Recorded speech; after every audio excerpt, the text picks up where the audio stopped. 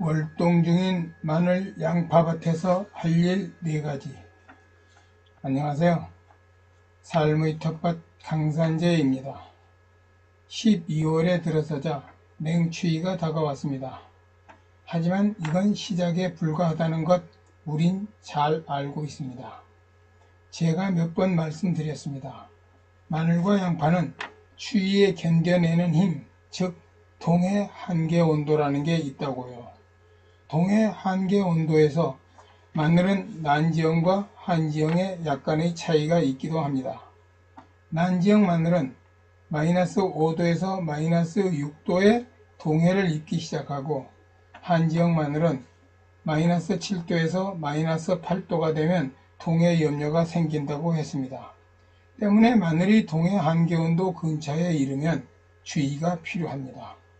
마늘과 달리 양파는 동해 한계 온도가 좀 더 낮습니다. 양파 동해 한계 온도는 마이너스 8도에서 마이너스 9도라고 봅니다. 우리가 기상변화를 어찌 해볼 요량은 없기에 노지 텃밭의 경우는 왕겨, 낙엽, 집 등으로 덮어주거나 부직포 등을 덮어 보온을 돕는 경우가 대부분입니다. 특히 중부 내륙이나 산간지, 경기 북부 지역과 같이 겨울 한파가 염려되는 지역은 부직포라도 조금 두꺼운 것을 선택하거나 조금 얇다 싶으면 2겹으로 덮어주면 좋습니다. 물론 활대를 이용하여 부직포 터널을 만들어 준다면 더 좋겠고요. 농사는 하늘과 함께 짓는다고 합니다. 따라서 기상 변화는 어쩔 수 없습니다만 월동 중인 마늘 양파밭을 겨우내 그대로 놓아두는 것보다는 몇 가지 미리미리 챙겨주면 좋은 효과를 볼 수 있겠다 싶어 오늘 말씀을 드리고자 합니다. 첫째, 부직포 등 보온재가 벗겨졌는지 살핍니다. 눈이 쌓였다 녹으면 그만입니다. 눈이 많으면 보리풍년이 든다 했습니다. 보리밭에 쌓인 눈이 푹신한 이불 역할을 해주어 보리가 동해 피해를 입지 않는다는 데서 온 말입니다. 마늘이나 양파도 이와 같습니다. 부직포 위로 쌓인 눈이 결코 나쁘지만 않습니다. 다만 너무 많은 눈이 쌓여 오래 가거나 쌓인 눈이 얼어붙은 경우라면 안에 갇힌 마늘과 양파의 숨쉬기가 조금 걱정스럽긴 합니다. 그러나 강풍의 경우는 눈과는 사뭇 차원이 다릅니다. 강풍주의보나 경보가 발령됐다면 텃밭에 한번 나가 살펴보심이 좋습니다. 행여라도 짚이나 낙엽, 부직포 등이 바람에 날려 벗겨졌다면 즉시 원상 회복을 해 주어야 합니다. 경험상 노지 활동이 가능한 지역이라 보시고 보온재를 덮지 않고 처음부터 추위에 노출된 결과보다 더 나쁜 경우가 될 수도 있습니다. 처음부터 보온재가 없었다면 점차 내려가는 영하의 추위에 마늘과 양파들이 스스로 적응해 나가는 모습을 보입니다. 때문에 어느 정도 강추위에도 버텨내는 저항력을 갖게 된다는 거죠. 그러나 추위를 맛보기 전부터 보온재 안에서 따뜻한 평화를 누리던 놈들이 갑자기 부직포가 벗겨져 한파에 노출되면 더 심한 피해를 보게 됩니다. 마늘 양파의 월동 후 냉해는 어느 정도 불가피한 측면도 있습니다만 부직포가 벗겨져 드러난 마늘이나 양파가 입는 피해는 냉해 정도에서 끝나지 않습니다. 겨울이 끝나 새봄이 왔을 때 자람 상태가 부실할 것은 당연하고 월동 후 창궐하는 각종 병충해에 버티는 힘이 딸리게 되니 당연히 수확량 감소로 이어지게 됩니다. 월동 중 폭설이나 강풍 예보가 나오거나 지나간 뒤엔 꼭 밭에 나가셔서 살펴보시면 좋겠습니다.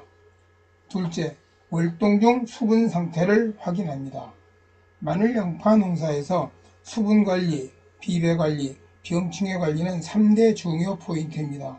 말씀드린 3대 포인트 중에서 엄동소람 한겨울엔 비배 관리와 병충해 관리는 사실상 어렵고 또한 필요 조건이 되지도 않습니다. 실제 한겨울에 비료를 줄 수도 없고 병충해 발생도 확실히 줄어들기 때문이죠. 물론 2월 하순경에 이르면 지역에 따라선 흑색 썩음 균핵병, 잎집 썩음병, 무름병에 대한 대비를 해야 하는 경우가 생기고 고자리파리, 뿌리응애, 총체벌레 피해도 대비해야 하지만 그 강도가 약하다고 말씀드리겠습니다. 그러나 수분 관리는 예외입니다. 흔히 마늘이나 양파에 물주기는 인경비대기에 들어서는 4월부터 하는 것으로만 알고 계시는 번님도 계십니다. 절대 그렇지 않습니다. 겨울 가뭄으로 뿌리 근처에 수분이 없다면 한파가 닥칠 때 한겨울에 찬 기운이 땅속을 파고들어 뿌리까지 동해를 입게 되는 불상사가 발생합니다. 노출된 잎이 약간의 냉해를 입는 경우와 뿌리가 한파의 동해를 입는 경우는 차원이 다릅니다. 절대 수분이 부족하여 흙과 뿌리 사이에 틈이 생기게 해서는 안됩니다. 물론 비를 맞췄거나 물을 충분히 주고 부직포 등을 씌운 경우라면 상관없는 일이겠으나 땅의 습기 상태를 확인하지 않고 그냥 덮었다면 한번 확인해 보시고 겨울이나 해도 영상이 되고 햇볕이 따뜻한 날을 골라 그때 물주기를 하시면 좋다고 말씀드리겠습니다.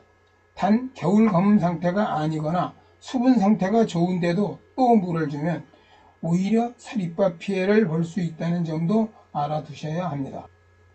셋째, 배수로에 이상이 생겼는지 점검합니다. 마늘은 건조한 것도 못 참지만 과습은 더더욱 문제가 됩니다.